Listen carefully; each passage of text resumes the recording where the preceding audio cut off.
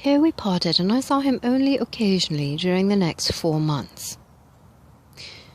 Our expedition was confronted by a problem which gave us a great deal of trouble. In the midst of our worries, I again met Emil. Immediately he asked what was bothering me and began talking about our problem. I wondered at this, for I felt that none of our party had mentioned it outside of our little circle. His familiarity with the situation was such that I felt that the whole matter was known to him. He explained that he had a certain insight into the affair and that he would endeavor to help. Within a day or two, the matter was cleared up, leaving us without a problem. We wondered at this, but with other things to occupy our time, soon forgot. As other problems came up, it became a habit with me to talk them over with Emil. It seemed that as soon as I discussed our troubles with him, they would cease to exist. My associates had met and talked with Emil, but I had said little to them about him. By this time, I had read a number of books on Hindu lore, selected by Emil, and I was fully convinced that he was one of the adepts.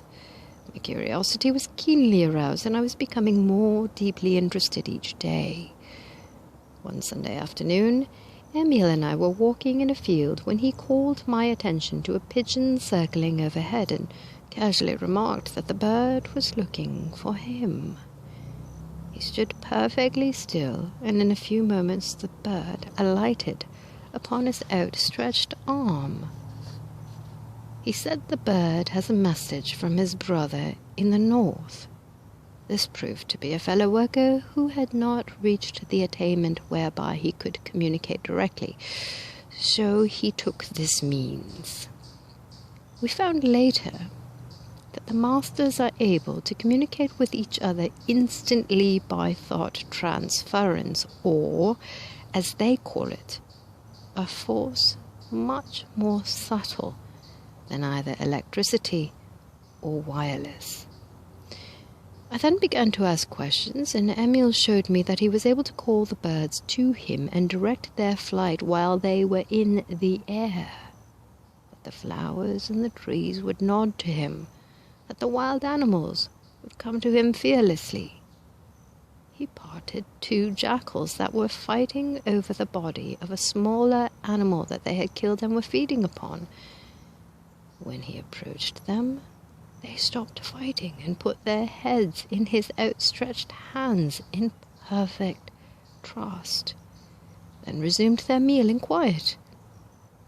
He even gave me one of the young wild creatures to hold in my hands, and he said to me, "This is not the mortal self, the self you see, that is able to do these things.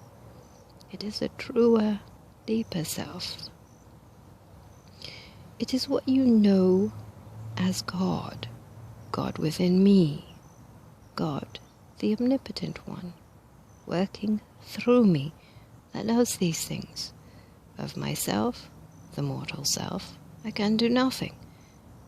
It is only when I get rid of the outer entirely and let the actual, the I am, speak and work and let the great love of God come forth, that I can do these things that you have seen.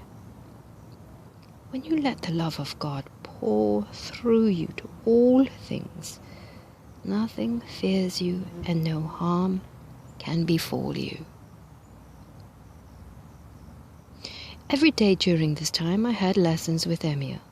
He would suddenly appear in my room, even if I had taken special care to lock the door before retiring.